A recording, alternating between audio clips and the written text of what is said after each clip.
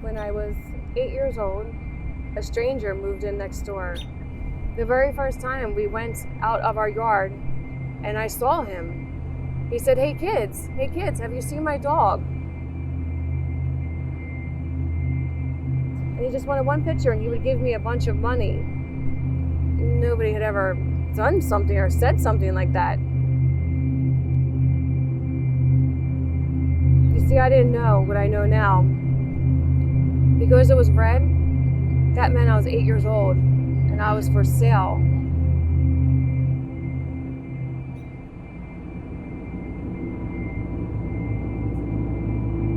I was human trafficked for 2.5 years. He sold us each day as if we were just a product. Every day I had to be there at 3 o'clock. Every day, 3 to 6. I climbed up a fire escape to go into a window to go into his house. If the window was open, it meant come in. If the window was closed, it meant I could go home. All I knew was what that window told me to do. There would be strangers there waiting. I'd see the money exchanged. I knew that they were paying to have sex with me and that I was going to be raped. I would be undressed, waiting in a corner, just waiting for what came next. Every day I cried myself to sleep. I prayed. I just kept feeling like, I felt like in a strange way, that I felt like Jesus had a plan for my life. This time the window was open. I mean, it was open. I didn't even know what to think or what to do. We went inside and everything was gone. I remember laying there and making like snow angels on the carpet. And as I waved my arms, I just kept saying, it's over. It'll never happen again. It's over. It'll never happen again.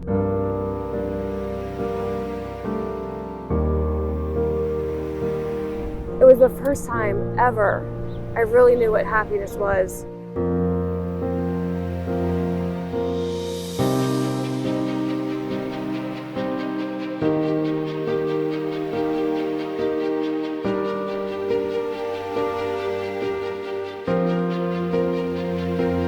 I've had numerous surgeries and had to get reproductive surgeries. I knew by 19 years old that I wouldn't be able to have kids.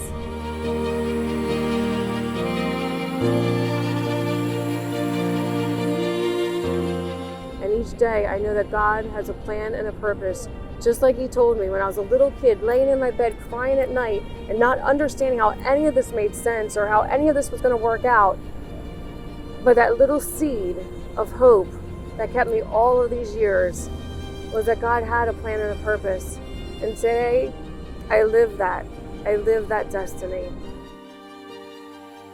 And He restored my voice and even my faith in people. I went back to the actual house, right to the room where everything happened. And I decreed and I declared and I actually spoke over what had happened to us. And I just called it back in and I just announced that it stops here, it stops today, and that today is new. And from this time forward, I'm taking back what was stolen from me. This day forward, I'm going to be a voice for the children who cry in silence.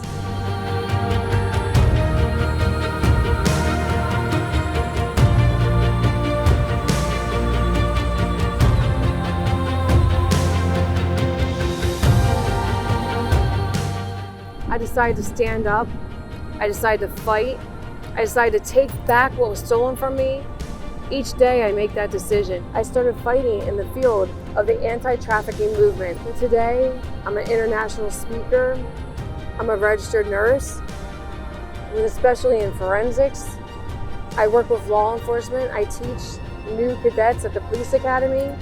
I teach nurses, medical professionals, coalitions, neighborhood community events, and I teach other survivors. I mentor, and I get to work with children. I get to teach them how to identify the signs and how to respond. I wish somebody would have done it for me.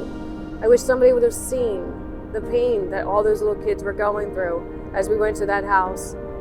But just like that, things can change. And just like that it did.